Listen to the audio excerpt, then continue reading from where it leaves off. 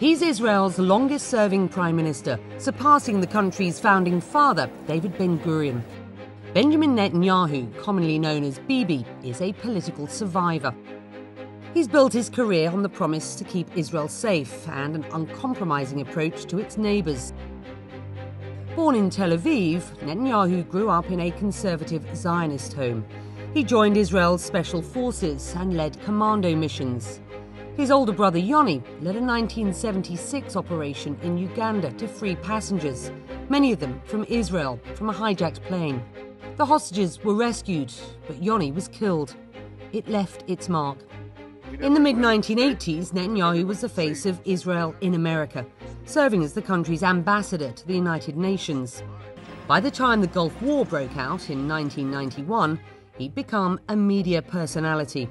Back home, Netanyahu began to rise in right-wing Israeli politics, railing against any deal with the Palestinians, including the 1993 Oslo Peace Accords, led by then Prime Minister Yitzhak Rabin. In 1996, shortly after a Jewish extremist assassinated Rabin, Netanyahu won the election, becoming Israel's youngest prime minister, though to this day he faces criticism that he incited violence against his predecessor through the use of dangerous imagery, a charge he has always denied. To these madmen, you will not have your way. You will never succeed in severing our commitment to each other and our commitment to democracy and the Jewish state. As Premier, he signed 2 agreements with the Palestinians, building on those signed by his predecessor, while, at the same time, increasing the construction of settlements considered illegal under international law. But his term as Prime Minister was short-lived, losing the elections in 1999. His domestic record has been one of economic success, overseeing Israel's emergence as a hub of technological innovation. As Prime Minister, facing rocket attacks from Gaza, he has fought 2 wars against Hamas. The blockade of 2 million Gazans remains in the name of security. Peace talks have become a thing of the past. Netanyahu says he doesn't see a Palestinian partner. President Abbas, stop walking around this issue. Recognize the Jewish state and make peace with us. Palestinians say he doesn't have a genuine interest. Time is running out. The window of peace is narrowing. Opportunities are diminishing.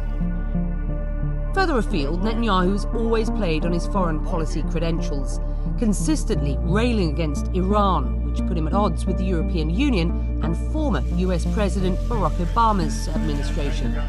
We must all stand together to stop Iran's march of conquest, subjugation, and terror. His relationship with former President Donald Trump yielded great achievements for Netanyahu.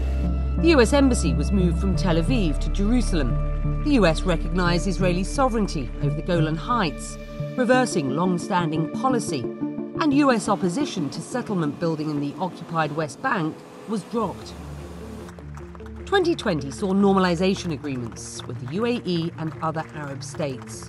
And it also saw the coronavirus. Netanyahu's record on managing the pandemic was patchy, but his single-minded focus on vaccines and the ability of Israel to quickly roll out his vaccination policy won him huge plaudits at home, and especially abroad. But there's a legal shadow over him that could reshape his legacy. He's the first sitting Israeli Prime Minister to appear in court as a defendant, charged in 3 separate cases. Netanyahu is now on trial for bribery, fraud and breach of trust.